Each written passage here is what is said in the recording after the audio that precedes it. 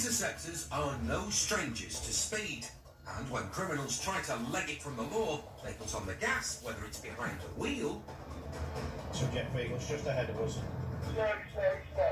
or on foot. Got one detained, got the driver.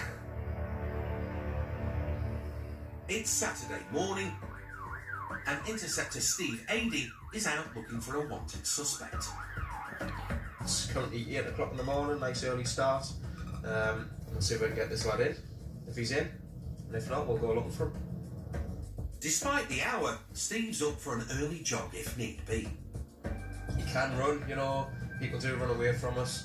We don't always get them first time, but the majority of the time, we get them.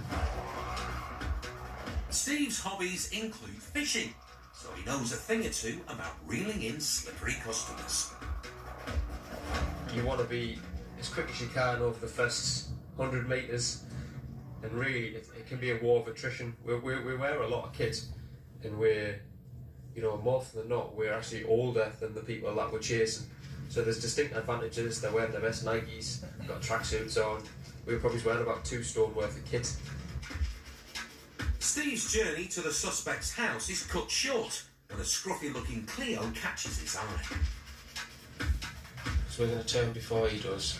He's expecting the Clio to be right behind him. He should have turned by now. The Clio had been indicating to go down the same road as Steve, but it hasn't followed. Even though he's in an unmarked motor, Steve might have been clocked as a copper. Blue Clio, which somehow managed to give us the slip. Despite best efforts, he's obviously, for me, that immediately says he's done something wrong. I'm assuming he lives in the area. If he's got anywhere, he's going to be attempting to get back to wherever he lives. So I always think the best thing is just hang around the last place that you saw him. Steve continues to cruise around the main roads, and 5 minutes later, his instincts prove spot on. The motor has reappeared. Maybe it's them. By the time Steve's done a U-E, the Clio is long gone, but it's soon back in his sights. There he is, he's away.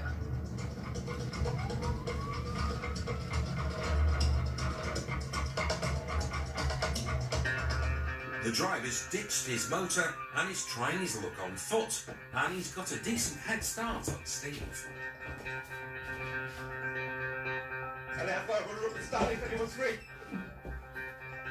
Being late out of the blocks, Steve isn't sure which way the suspect has gone.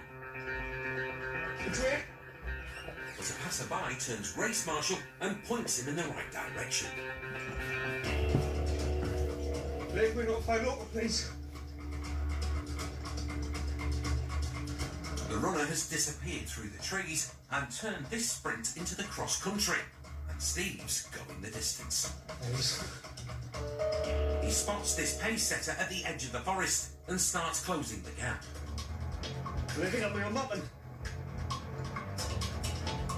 The runaway, clad in his finest sportswear, may have a weight advantage over Steve's cumbersome kit, but this interceptor's a thoroughbred. Stay there now! Get on the floor! The suspect is out of puff and has given up. Yeah, we've got him.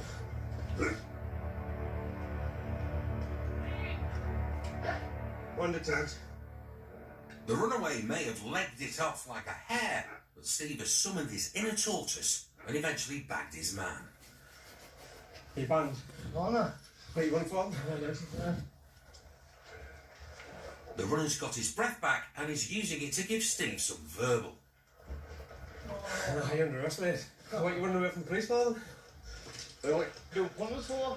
You got no licence? What are you driving for? Maybe because I want to. All right.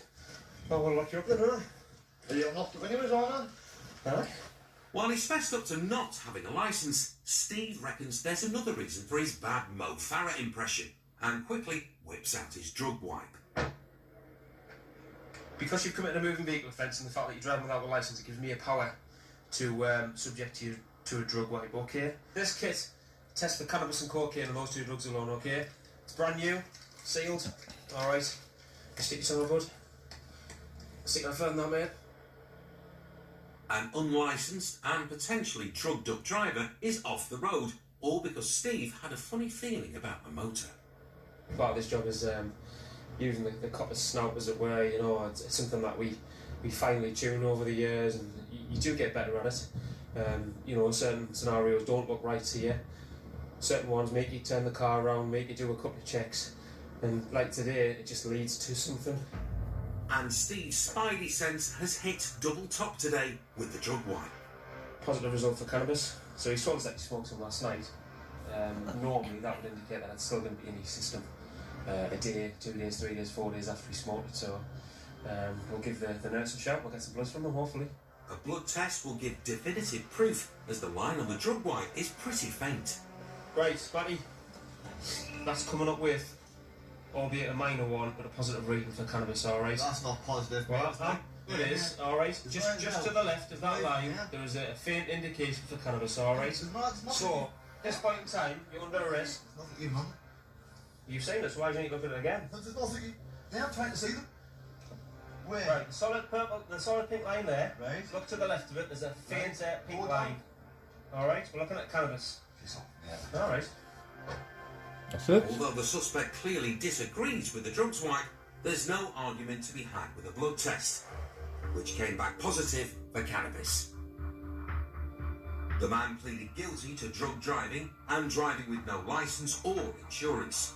He was disqualified from driving for 12 months and ordered to pay £198 in fines and costs. Well, it's a positive result from nothing really. You know, on another day, he evades police, he drives past us, he runs away from us. But obviously the stars have aligned today, we've been able to get hold of him.